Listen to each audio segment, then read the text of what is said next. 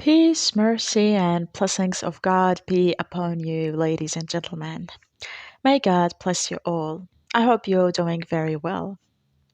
Hello, and welcome to our story for today, which is going to be about a hairdresser called Hala, a mother of a 16 years old girl called Hala. Hala, a professional hairdresser who used to work in one of the Syrian provinces that was under control of ISIS at that time. Around 2015 and 2016, when ISIS was in control of some of the Syrian provinces in the north. One bad day, ISIS marched uninvited to the hairdresser salon and started causing damages and violently destroying everything around them in the salon. After this, ISIS gave Hala a stern warning and informed her that it's forbidden for such practices to happen under ISIS control, and they closed the salon permanently. As a result, Hala was left jobless.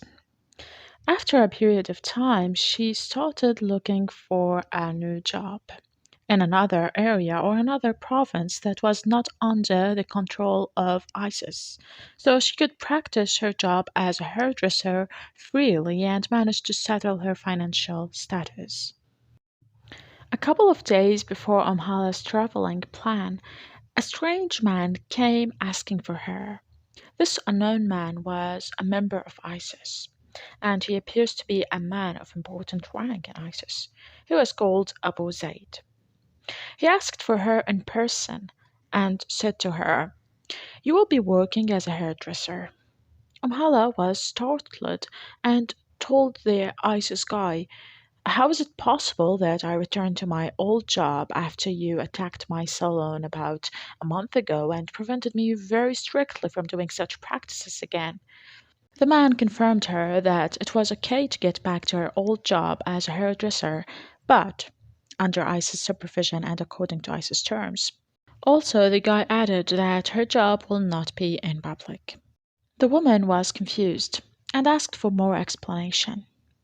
Abu Zaid informed her that her job was going to be in a specific and locked place, and the customers will be selected and limited to ISIS choice. So they make the arrangements and send the chosen customers to Hala, the hairdresser.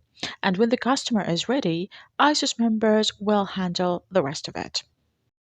Hala agreed and asked about the job's new conditions and if she was allowed to open her hair salon once again.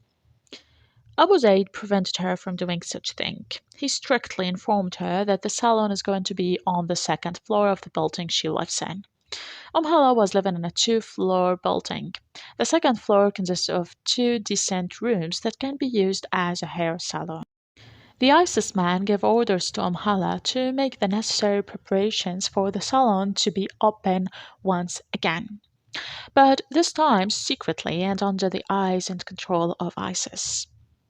Abu Zaid told her that concerning the salary, it will be the number she asks for and will be paid monthly. The number of customers won't be a big deal. Hala started managing the salon's staff and brought the proper requirements and everything related to the business, and it was all at the expense of Abu Zaid. Hala was still confused and began to think to herself, who could these customers be? She even tried to ask Abu Zaid about the possible identity or backgrounds of the customers, but he asked her to keep her business to herself. The man seemed discreet about the identity of the customers. Anyway, everything in the salon was ready, and Hala was fully ready and waiting for her first customer. A couple of days had passed, and the man eventually came along with a girl accompanying him. He dropped the girl off at Hala's salon and informed Hala that this girl is taken held as a captive. The man ordered Hala to fix her hair and looks. And at the end of the day, Abu Zaid will return to take this girl from the salon. Before leaving, he warned Hala not to let the girl escape, as she's a hostage and might try to escape at any moment, so she must pay close attention and be careful.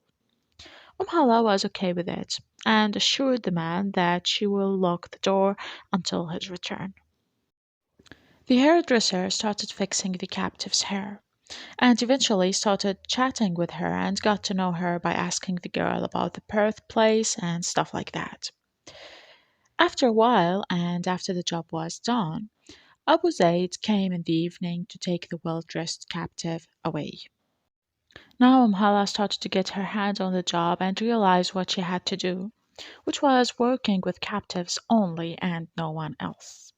It was like if some ISIS prince wants to sell his female captives in the market, who were priced between $10,000 to $20,000.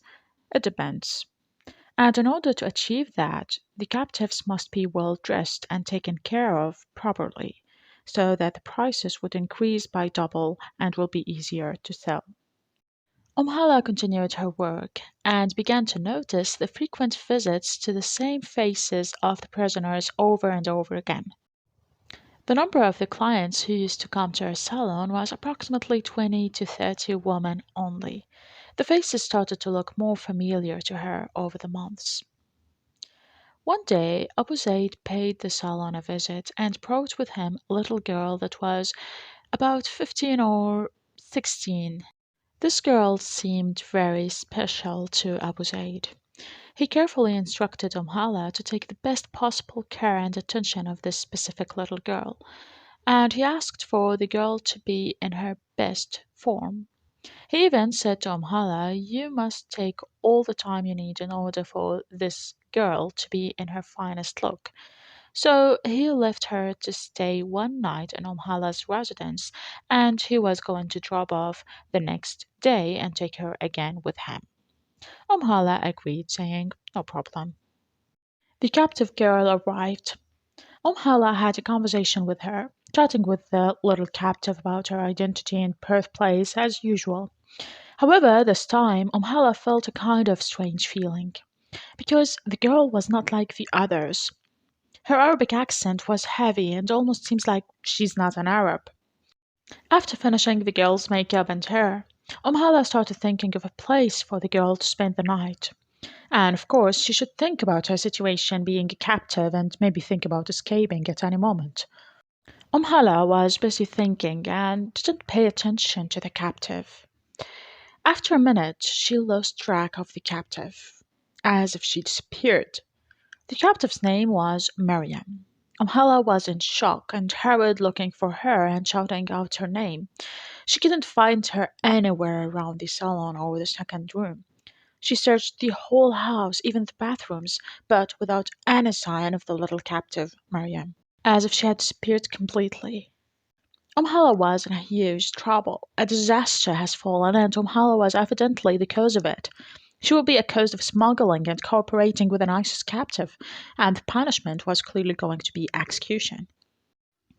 Not to consider the high price of the captive that was approximately more than $10,000 to $20,000. Hala didn't give up looking for her and even rushed out to the streets, but the captive was completely out of sight. The time was about 9 p.m., and Hala was there helpless, looking and searching everywhere in the streets. She felt tired and desperate and was in complete shock, as if Miriam was swallowed under the earth. Hala asked the help of her relatives. Everyone that knows Hala was helping her in the search process, but it was obvious that the captive is not coming back and won't be found. Hala started wondering about the place of the captive and thinking to herself that the girl does not know the area and can hardly speak Arabic. So she was hoping desperately for anyone in the streets to lay eyes on her and brings her back to the salon to get out of the dangerous, life-threatening situation. Hala couldn't sleep that night, not even for a moment, because she'd been in the streets with her relatives searching for the little captive all night. The next day she was desperate, thinking of a way to inform Abu Zaid of the terrible news. It was a life-threatening situation and a big mistake Hala had committed. because ISIS will convict Umm Hala of smuggling the captive and will accuse her of getting paid money to secure the captive's escape. They won't believe the story of the captive running away. Umm Hala was one step away from death penalty. The time was 11 a.m. Abu Zaid arrived to the salon to take the captive with him. When he asked for her, Hala replied desperately that Miriam the captive is not ready, and she started telling him the story and how Miriam had escaped. Zaid was shocked and angry. How is it possible for such a thing to happen? He said. Hala started calming him down. She told him she's still shocked too, and unaware of the way the captive had escaped. She began to defend herself by saying that this wasn't the first time she had been given a task, and that she had never let them down before. Abu Zaid warned her and informed her that whatever you say will not get you out of trouble, and you will be punished. Then he left. After a short while, ISIS police was surrounding Hala's house, and she was taken as a criminal with her hands cuffed. They took her unwillingly. ISIS started investigating in the case of Hala under all kinds of torture. The investigations took a long time of about 15 days, with all possible tortures. The only way for Hala to get out of the problem was to tell them that she had nothing to do with the captive's escape and that she's still unaware of what had happened till now. She'd run away and I couldn't do anything about it. I just did not believe her, no matter what. They kept accusing her of being guilty. In the end of the investigations, and to settle the matter once and for all, ISIS members said to Hala, "You either be punished and sentenced to death, or you pay Abu Zaid the total price of the escaped captive." Abu Zaid informed Hala that the captive price is $22,000. Unfortunately for Hala, the price was crazy, and whatever she was going to do, she would hardly have raised to 3,000, which is nothing compared to 20,000. Hala was helpless, but told ISIS that she will try to collect the amount of money they asked for in order to save her own life. So she was released in order for her to collect the money. The only thing she could do was to tell the people all over her neighborhood that she's in desperate need for money. Because if she doesn't collect the required amount, ISIS will undoubtedly execute her. She started lending money from all around her and from every possible person she knows or even doesn't. Her only goal was to gain the $22,000 by all means. Eventually, she managed to collect about $17,000. She told herself that this amount will be enough, and Abu Zaid will not make a big deal about the rest of it. 17,000 was everything she managed to collect. But Abu Zaid, above all her expectations, refused the 17 and informed her that he will only accept the full 22,000, or else Hala will be punished. She was helpless and asked for more time to be able to collect the rest of it. It's worthy to know that it took her about 3 months to collect the $17,000.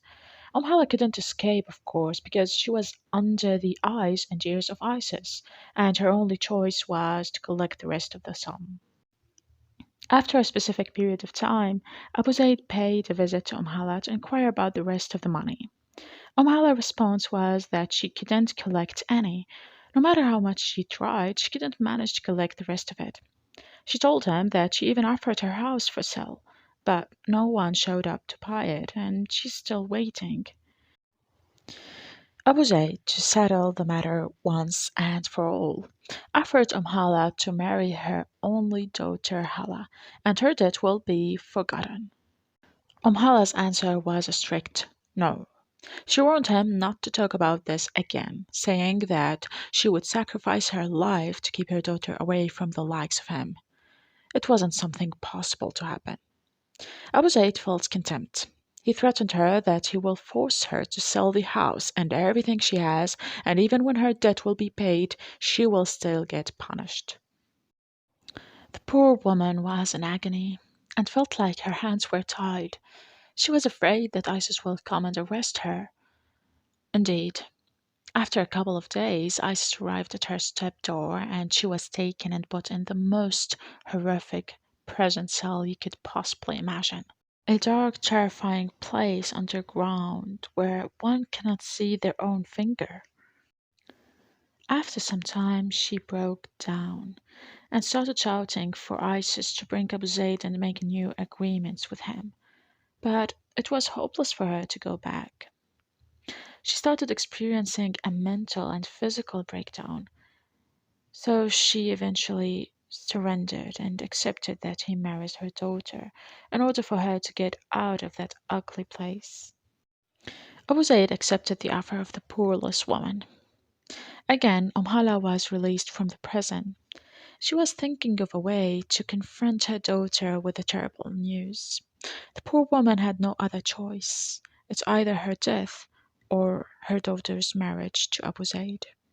When the news reached her daughter Hala, she was accepting of the situation for her mother's own sake and safety, and she agreed immediately.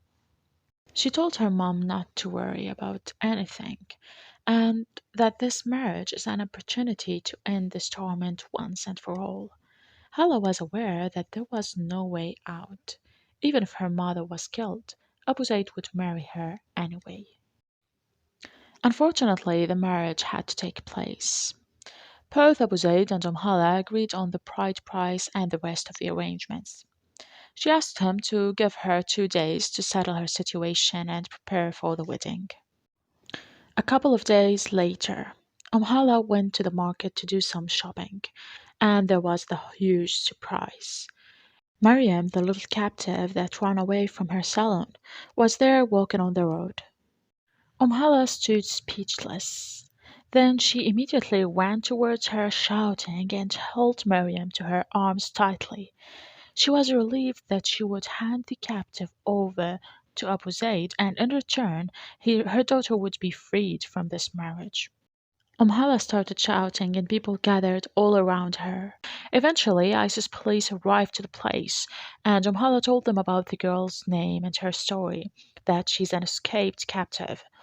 ISIS held the poor girl while Hala headed immediately to Abu Zayd to inform him about what happened and that she captured the little captive that fled away a few months ago. She was happy, thinking to herself that their agreement is over and everything between them is finally settled. She managed to find Abu Zayd and told him that the captive is now captured under ISIS custody. The guy hurried to the place where captives are kept. Yet Hala had forgotten to inform him directly that they are now free from this marriage. Things happened too fast that she forgot to settle things with him. After about an hour, Abu Zayd came to Hala's house and started playing dumb. How do you say you could marry? He said. I was just there and they told me none of this really happened. Hala was in shock. Abu Zayd took her to ISIS headquarters to investigate in the matter. Hala saw the same ISIS members that captured Mary, the little girl. Guys, I just want to make a point here so as not to confuse those who don't know. Mary and Miriam are the same name. Mary is in English is the name corresponding to Miriam in Arabic. So when I say Miriam or Mary, I'm referring to the same person, of course. Okay? So now back to our story. Um, when Hala, we were saying that when Hala reached or arrived to there, Hala saw the same ISIS members that captured Mary, the little girl. Guys, I just want to make a point here so as not to confuse those who don't know. Mary and Miriam are the same name. Mary in English is the name corresponding to Miriam in Arabic. So when I say Miriam or Mary, I'm referring to the same person, of course. Okay? So now back to our story. So as I said, when Hala arrived to ISIS headquarters, she saw the same members. So she began to tell them that she had handed over the captive directly to these recruits with her own hands. Yet the response of the recruits shocked Hala's ears. They said, "This girl is not a captive or a prisoner. You're mistaken with someone else's identity. This girl's name is Fatma." She tried everything to convince them that they were wrong, but to no avail. They made her look like a liar, and no one seemed to believe her. They took her home and left. Hala was shattered and hurt by the play they'd acted. She'd no idea why did they do that. Now the marriage agreement was still on, since the captive was still loose and free. Hala said to herself, I should have handed her over to him myself, but there was no mobile or even network available to call him. 10 days later, the marriage took place and her daughter was now married to Abu Zaid. At first, Abu Zaid told Hala that he will keep her daughter in her house, because he might be absent most of the time, which made Hala a little comforted that her only daughter will be under her eyes. But he soon changed his mind and decided to take her to his place. Anyways, Hala couldn't argue with him or get in his way. After a couple of days, she wanted to visit her daughter Hala. When she arrived, she found her daughter in a dire straits. Her mom asked her, What's the matter? Hala was crying deeply. Why are you crying? Didn't you choose this and sacrifice your happiness to save my life? Both mother and daughter were in tears. Are you ready for the shock, guys? We need to know what happened with Hala during that time first. Hala tells, When he took me to his house, I was all alone there. After a couple of days, and all of a sudden, I saw Miriam entering the house. She showed up out of nowhere, the same captive we know. Hala was shocked. She said to Abu Zaid later, This is Mary, the captive who has escaped. She hasn't, he replied. How is that? Hala was wondering. What did Hala learn from Miriam herself, my friends? A few days later, Miriam confessed to her that she did something bad, but was forced to do it. What is it? Asked Hala. Mary explained. I'm a captive of ISIS in Abu Zaid's house. One day he came to me with a mission to fulfill it. He told me today I'm going to take you to a hairdresser. I'm going to leave you there for 2 days so you can escape. You must escape by all means and try to take any opportunity at any time. Just do it. And when she had the chance and ran away at 9 p.m., Abu Zaid had been waiting for her in his car for an hour. She got in the car and he drove her home to his place, of course. So, everything was planned and fabricated in advance. She continued. Even when you accidentally saw me in the market once and handed me over to the ISIS police, Abu Zaid came after about an hour to take me back. He ordered the ISIS officials not to say a single word regarding this matter at all. They just say that this is a captive named Fatma. Miriam added, It's true that I carried out the plan, but I didn't know about Hala at all, and that he planned to subject Hala to his impossible conditions so that he could finally reach his ultimate goal, which is Hala. Now let's go back to Hala.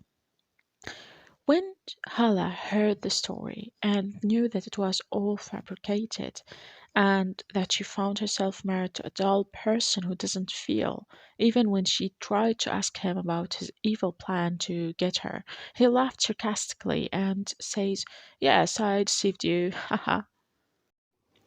So when Hala collided with that harsh reality, she thought about her story and how she ended up here. How did the 16-year-old girl react, you think? Let's see. About 1 month later, Hala tells, it was 1 a.m. and out of sudden, the door was banging hard.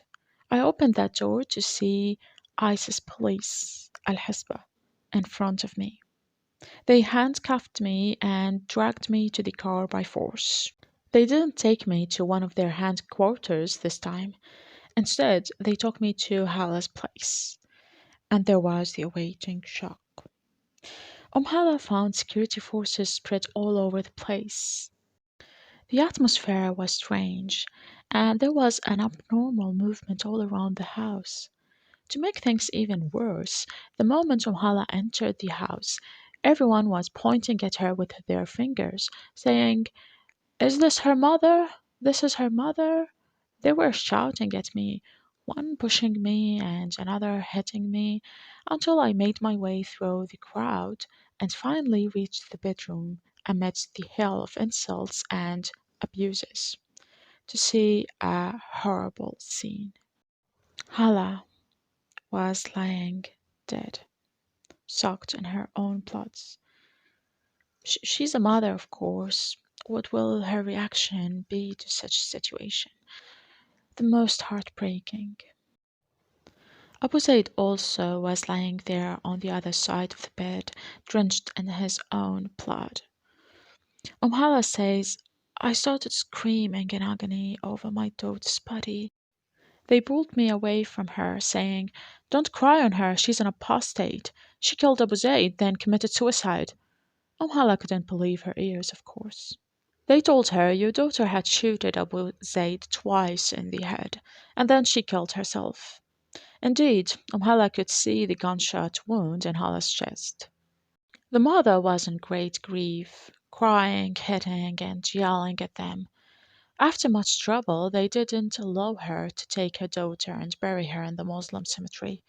They pushed her out by force.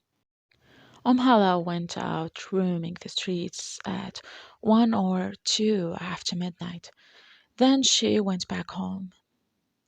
When she arrived home, she found Miriam in front of her, standing on the threshold. Mary was saying, "Open, open the door." They got into the house. Miriam told Hala that she keeps a trust for her from Hala, her daughter. Hala says, "When I opened it, it was a box full of jewelry and money." Of course, Hala didn't care about the fortune. She threw the box away and burst into tears, lamenting the death of her daughter. Poor Miriam, she didn't know what to do, for she was a fugitive. In those circumstances, no one was paying attention, so she took advantage of the situation and ran away. They waited for a few days, then went off with the treasure they have, and successfully exited the province and were out of danger. So, guys, in this way, we're reaching the end of our story today. I hope that you liked it, and if so, please don't forget to like and subscribe. And I see you in a new one. Bye.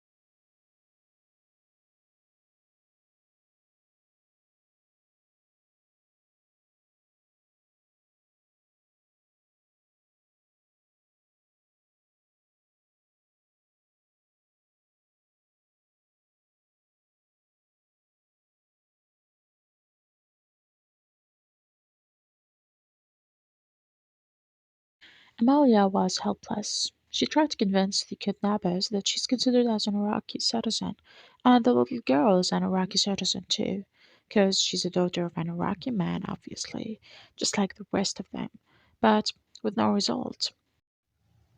The kidnappers wouldn't have compassion. Their only concern is money. Now we go back to Laith. To your surprise, dear audience, Laith was held captive at the same farm-like area where his wife and daughter were captured. Can you imagine?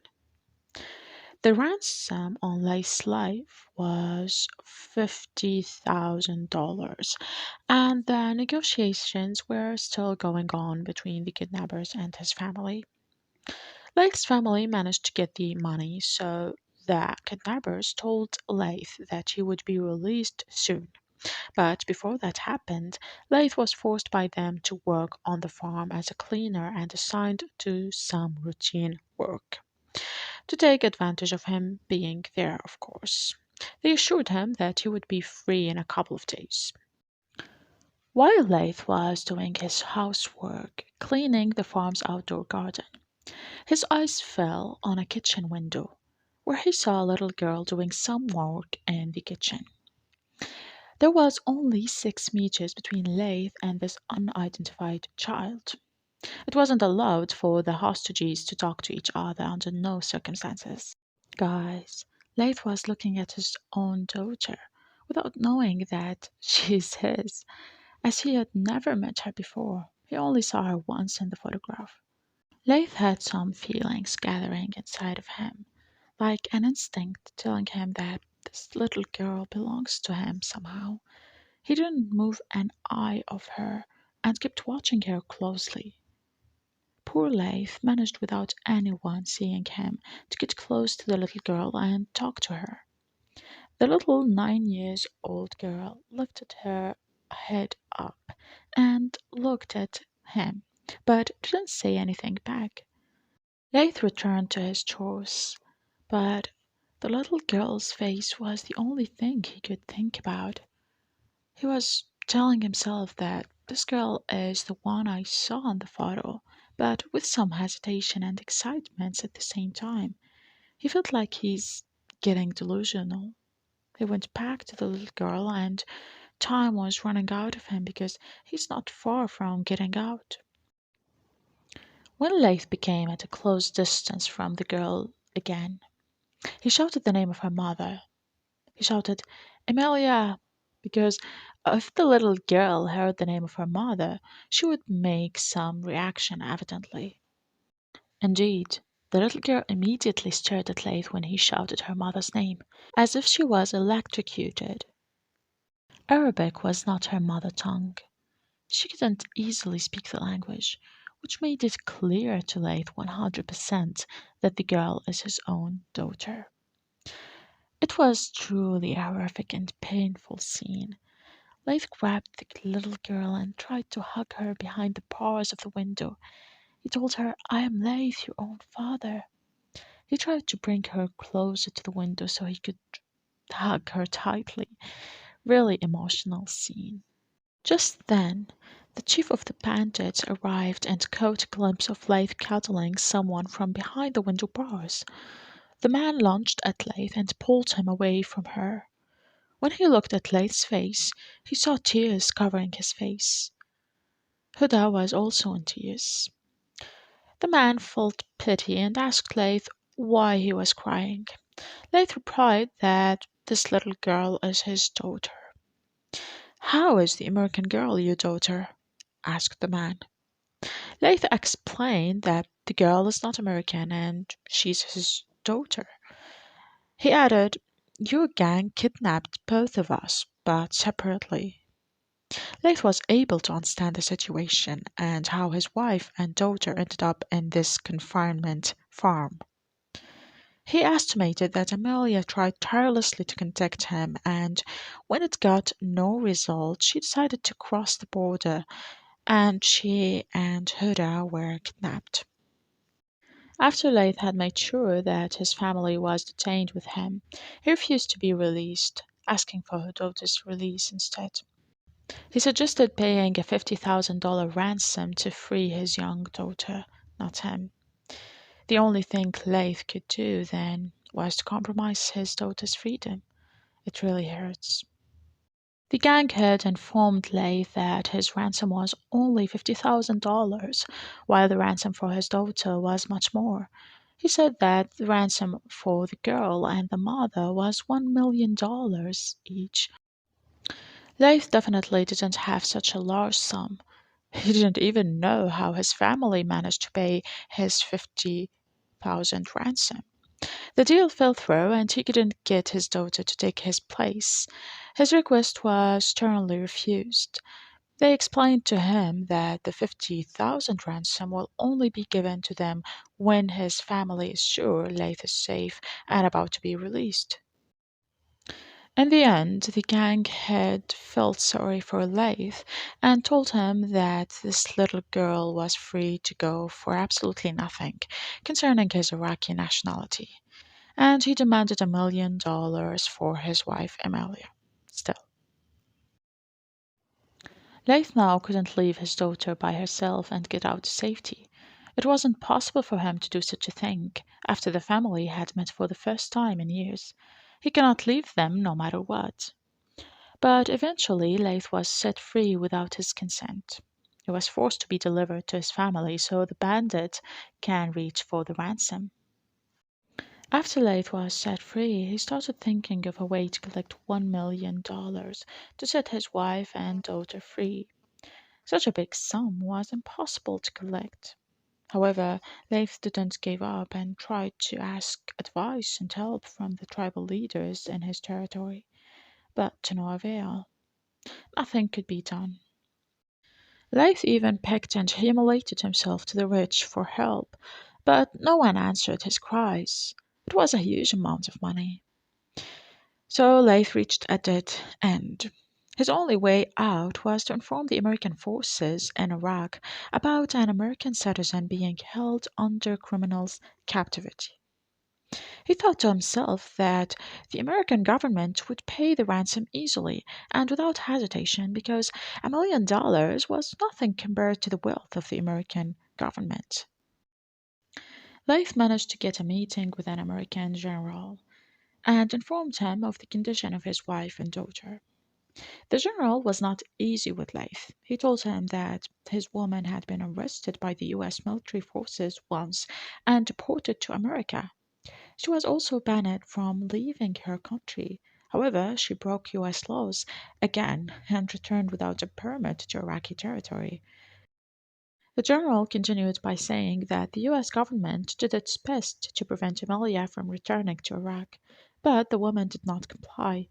And frankly, the government doesn't guarantee Emilia will not be kidnapped for the second time after paying the ransom. Leith was not giving up on his family.